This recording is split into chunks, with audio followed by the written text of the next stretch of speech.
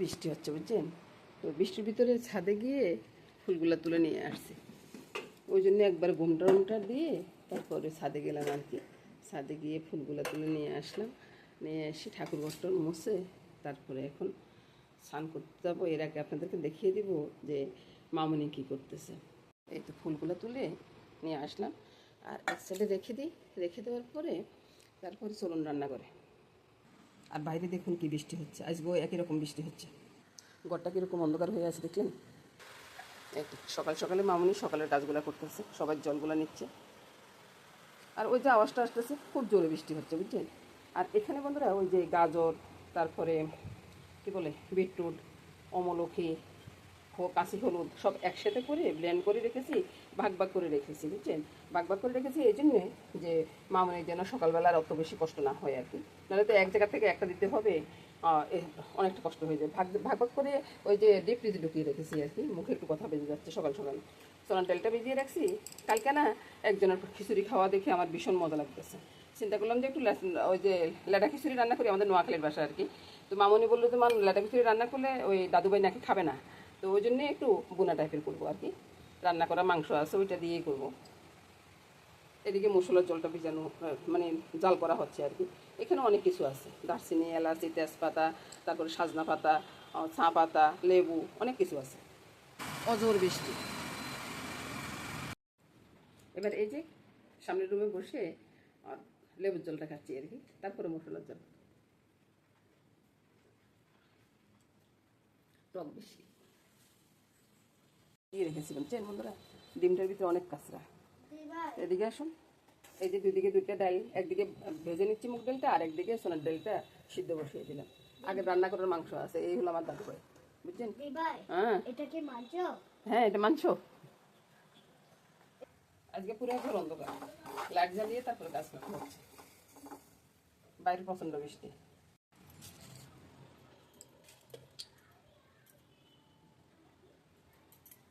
দেখিয়ে নিচ্ছি মামনি কি করতেছে। মামনি মিল্কশেক বানাচ্ছে, ছেলে খাবে। এই মামনির সাথে মজা করতেছি বুঝছেন। তো এই তো ওই যে সব কিছু জাল ডাল করে কালকার অনেক জিনিস রয়ে গেছে। মামনি আমি ভিডিওটা আরম্ভ করছি এমন সময় মামনি হাসি দিচ্ছে, ওই জন্য মজা করতেছি বুঝছেন বন্ধুরা। তারপরে বন্ধুরা এই যে চিকেনটা রইলো আর ডাল শাল সব একসাথে দিয়ে রেখেছি। এটা পরে বুঝিয়ে বলতেছি কি করব। ডিমটা ছিলে রেখেছি আর পেঁয়াজটা কেটে রেখেছি। এদিকে ডালটা হয়ে গেছে। এদিকে আসুন। এই যে পাটাতে এগুলো পিষে নেব, মানে পিষে পুরোপুরি পিষবো না, একটু আড়া ভাঙা করবো। কাঁচা লঙ্কা তো এখনো দিই নেই। আর এদিকে আপনাদের মেসমশে বাজার করে নিয়ে আসছে। এই মামনি সরো না। এই যে বাজার থেকে থোড়ের মোচা, কাঁচকলা, কোমর সবই নিয়ে আসছে। তো আজকে ওই যে বালতিতে ভিজিয়ে রাখছি, ওটা হচ্ছে আগের পোলাও রয়ে গেছে বুঝছেন। ডিপ ফ্রিজে ঢুকে রাখছি, তো ওটা এখনো ইয়ে হয় না, এই জন্য বালতিতে ডাবল পলিথিন দিয়ে ভিজিয়ে রাখছি আর কি। এবার দেখুন খিচুড়ি রান্না করবো, তো সোনার ডালটা আগে সিদ্ধ করতে বসিয়ে দিয়েছি, সেটা তো আপনাদেরকে দেখিয়ে দিলাম। আর এখন কি করবো, গায়ে ছায়াটা আসতেছে বুঝছেন, ঘরটা পুরো অন্ধকার, দিনের বেলায় অন্ধকার। নুন, হলুদ, লঙ্কা সবে দিয়ে রেখেছি, তারপরে আদা দিয়ে রেখেছি, এলাচি, দারচিনি সবে আছে। এটার ভিতরে এখন কি করব, এখন দিয়ে দিব তেল। এটা কিন্তু কোনো পোড়ন টোড়ন কিছুই দিব না, কারণ কারণ কেন এটা দিব না সেটাও বলতেছি।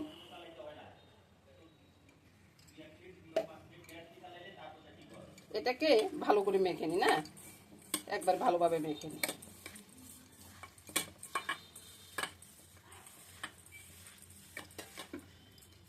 মাখানোটা হয়ে গেছে। এবার আসুন, এই যে সোনাটা সিদ্ধ করে রেখেছি দেখতেছেন তো। তো এবার আমি এখানে এগুলো ঢুকিয়ে দিব। ভিডিওটা মানে একটু বড় হয়ে যাচ্ছে না, আর অনেক সময় চিন্তা করি যে আমাদের ভিডিও বড় হলে কে দেখবে।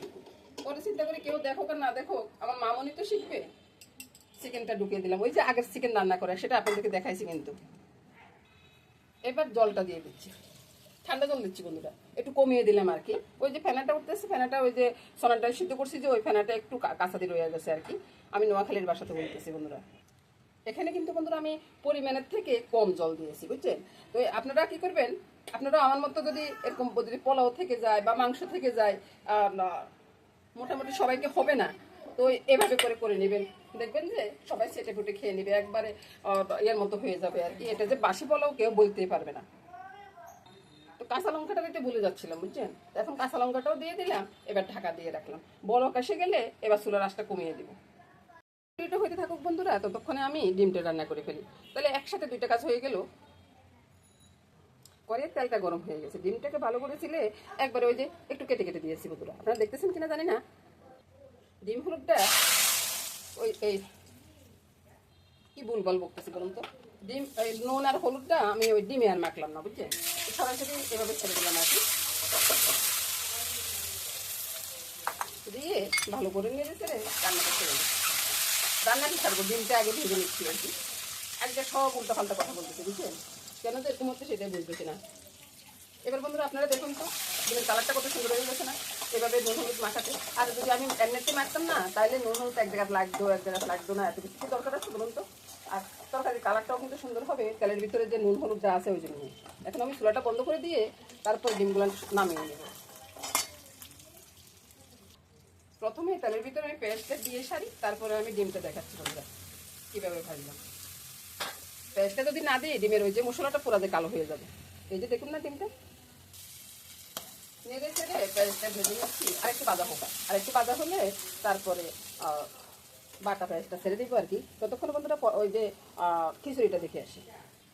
আমার বন্ধুরা তো মনে মনে চিন্তা করতেছেন যে আমি চাউল ডাউল তারপরে মাংস পোলাও সব একসাথে দিয়ে দিচ্ছি, কেমন জানি হয়। দেখবেন বন্ধুরা রান্না করার পরে কেমন হচ্ছে। এখন একটু নেড়ে ছেড়ে সব মিশিয়ে দিচ্ছি। এবার কি কেউ বলতে পারবে যে পোলাওটা আগের ছিল? এখন বলতে হবে না যে এক্ষণে দিছি চাউলটা একসাথে সিদ্ধ হয়ে গেছে, আর একটু হবে, একটু পরে আমি নামিয়ে নেব। ওইদিকে দাদুভাই পড়তে বসছি। আর এখন ইচ্ছা করলেও বন্ধুরা আমি বয়সটা পরে দিতে পারি না, কারণ দাদুভাই তো কথা বলে, ওই জন্য আর কি দাদুভাই বয়স দিতে আসে। পেস্টটা মোটামুটি বাজা হয়ে গেছে, বুঝলেন, তো ফাঁকা করে দিচ্ছি, তেলটা নিচে সরে আসো, তারপরে ওই যে বাটাগুলো ছেড়ে দেবো। আর আমার কণ্ঠটা বন্ধুরা অতটা সুন্দর না, বুঝছেন, কথাগুলো অত ভালো বোঝায় না। বয়স মানে এসে যায় খুব সুন্দর মধুর একটা কণ্ঠ হবে, কিন্তু আমার কণ্ঠটা তো অত সুন্দর না, ওই জন্য বয়সটা এরকম হয় আর কি। এবার এই যে আদা বাটা রসুন আদা ছেড়ে দিলাম।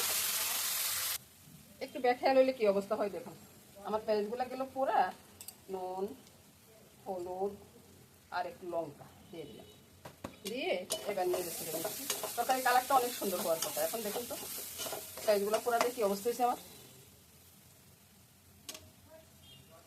এখন আর কি করার আছে, একটু জল দিয়ে দিলে, মশলাটা দেখিয়ে দিলাম বন্ধুরা, একটু জল দিয়ে দিলাম।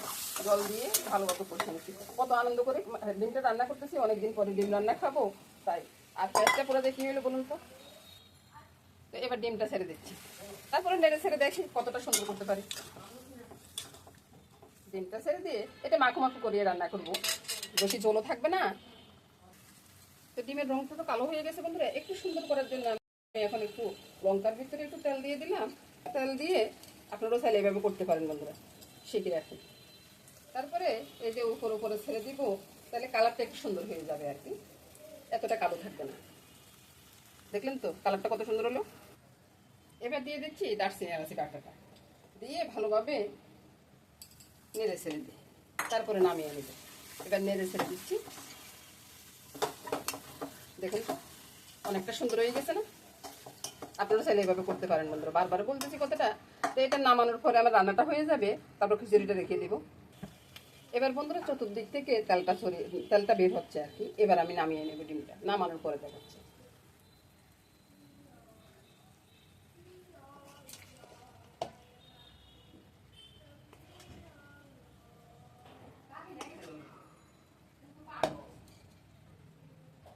এবার ডিমটা নামানোর পরে দেখুন তো বন্ধুরা কত সুন্দর হয়েছে না ডিমের কালারটা। এবার আপনারা এই বলুন কালো জিনিসও সুন্দর করা যায়। খিচুড়িটা দেখে নেন কত সুন্দর কালার এসছে না, আর কত জর্জর হয়েছে না খিচুড়িটা। এটার সাথে সাথে আমার রান্নাটা শেষ হয়ে গেছে বন্ধুরা। তো রান্নাটা একবার দেখে আসি। এই যে ডিম রান্নাটা, এবার দেখুন তো সুন্দর কালার এসছে না।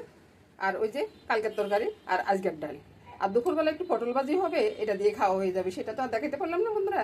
তো নমস্কার বন্ধুরা, সবাই ভালো থাকুন, সুস্থ থাকুন, সুন্দর থাকুন, এই কামনা করে আজকের মতো এখানে বিদায় নেব। হরে রাম রাম রাম হরে হরে। হে নাথ হে গোবিন্দ হে গিরিধারী।